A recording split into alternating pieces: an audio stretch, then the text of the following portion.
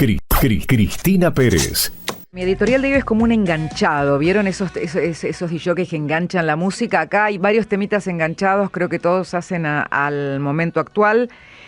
Nadie dijo que esto iba a ser fácil, pero en medio del ajuste, obviamente, los padecimientos y algunos interrogantes a futuro por temas importantes se destacan en la discusión pública por sobre las cosas que al gobierno le van saliendo bien.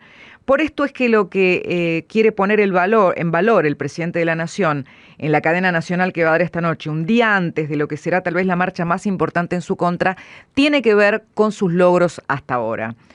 Bueno, yo me preguntaba honestamente cuántos hubiéramos dicho hace 4 meses que la inflación iba a llegar a casi un dígito o a un dígito en el mes de abril, probablemente muy pocos.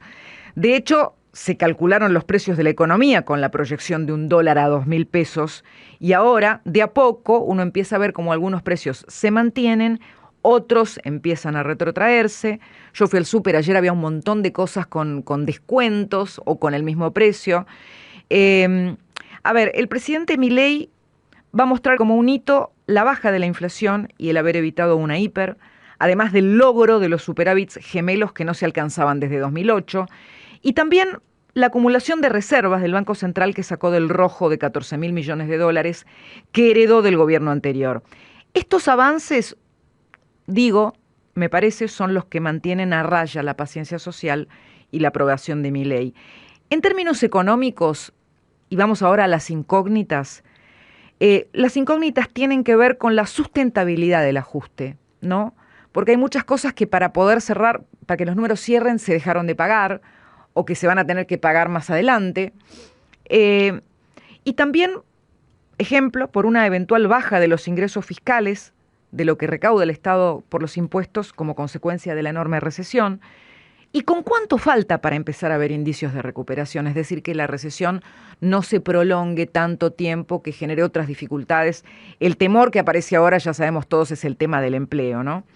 Bueno, el gobierno también espera que se produzca el ingreso de la liquidación del campo, que está demorando esta liquidación por el atraso del dólar, pero que tampoco se puede demorar para siempre porque está bajando la soja. También espera la administración de Milei ingresos por la aprobación de la ley bases que va a incluir el rezagado paquete fiscal. A ver, nadie puede decir que Milei no había advertido sobre la motosierra, ¿verdad? Pero eso no implica que los costos del ajuste no duelan ni mucho. Y en ese costal es donde también entró de lleno la polémica por los aumentos de los senadores. El presidente cree que en un momento en que la gente está bancando el ajuste, los políticos deberían acompañar desde la ejemplaridad. La que le puso la explicación a esta cuestión, a la decisión política, fue la ministra Bullrich. Dijo, no está bien que un ministro gane lo que gana, pero no están bien todos los sueldos en la Argentina. Si los sueldos no están bien, seamos nosotros empáticos con la sociedad que está haciendo un esfuerzo para llegar a un camino en el que los sueldos sean por fin razonables. Es que no está bien que un senador gane 4 millones. No está bien todos los sueldos en la Argentina. No está bien que una persona que hace servicio doméstico gane 300.000 pesos, ni está bien que un colectivero gane 700.000, ni está bien que una persona que... Entonces, los sueldos no están bien. Entonces, si los sueldos no están bien, seamos nosotros empáticos con aquella sociedad que está diciendo, hago un esfuerzo para llegar al camino en el que los sueldos sean razonables.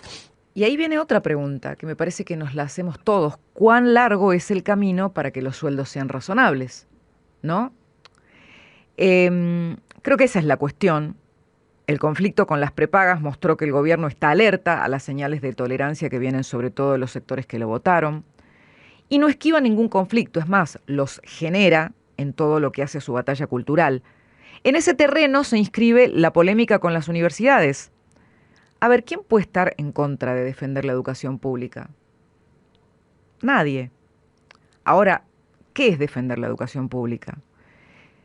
El gobierno insiste en la necesidad de llevar adelante una auditoría sobre cómo se gastan los recursos ante los reclamos de fondos de la UBA que advierte sobre su supervivencia. Dicen, nosotros si seguimos así vamos a tener que cerrar por la falta de dinero. La realidad es que por la autonomía que les reconoce la Constitución, el Poder Ejecutivo no puede controlar, auditar a las universidades, no puede. La fiscalización le corresponde a la Auditoría General de la Nación.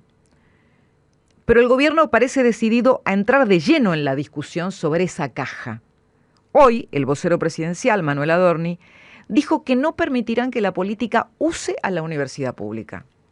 Está de más decir que el gobierno, como todo gobierno liberal, valora la educación pública, laica y federal, y lo cierto es que esa educación pública fue la que nos hizo en algún momento ser un faro educativo en América, y lejos estamos de querer permitir que este tipo de lugares, como son las universidades y con la importancia que revisten, sean usadas por los políticos de turno para beneficio propio. Por supuesto, eso no lo vamos a permitir. A ver, lo primero que quisiera decir es que si el gobierno tiene alguna evidencia de que algo se está haciendo en forma oscura o que roza lo delictivo en las universidades, lo debería denunciar. Si esa información existe, deberían darla a conocer. ¿De qué habló la ministra Bullrich? Habló de la burocracia extrema y de los kioscos en la universidad pública. Se preguntó cuánto le llega a cada estudiante del presupuesto universitario y si eso se calcula por los estudiantes que entran o por los que de verdad se reciben. La discusión por las universidades es también terreno de un choque político que es muy altisonante por estas horas, que es el choque con Martín Lustó, alineado con Emiliano Jacobiti, referente de la Franja Morada, que es la corriente de la UCR en las universidades.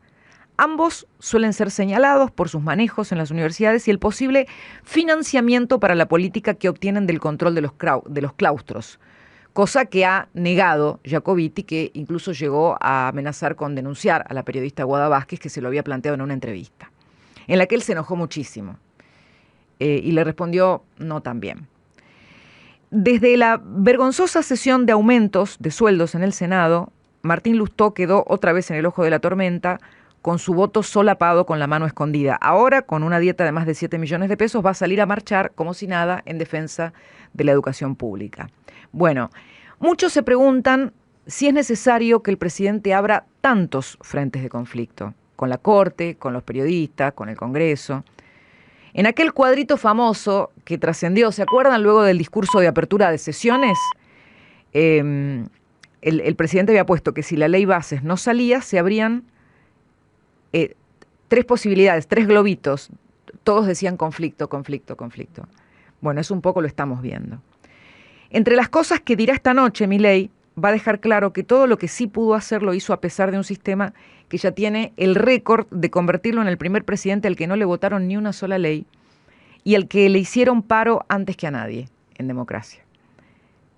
Pero ¿hasta cuándo, no? Le van a rendir los conflictos al presidente que está convencido hasta ahora de salir fortalecido de estos choques. Todo indica que solo en la medida de que sus promesas económicas se cumplan. Ahí está la ecuación de Milei. En tanto él rinda con lo que prometió como resultados económicos, la gente por ahí le va a perdonar modales que quizá no le gustan del todo o este estilo tan confrontativo. Pero ahí se juega todo, claramente. Si finalmente, en este sentido, creo, ¿no?, es clave que ahora salga la ley Bases. Si finalmente eso ocurre, como muchas fuentes aseguran, creo que sería muy bueno que todos los que integran el sistema político marchen hacia una relación más constructiva de cara al Pacto de Mayo.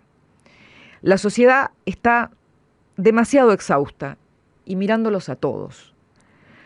Lo del Senado hizo sentir a la gente más sola que nunca. Esta es la sensación que a mí me quedó. Es de esos fraudes morales, como la fiesta de Olivos, que no se olvidan más.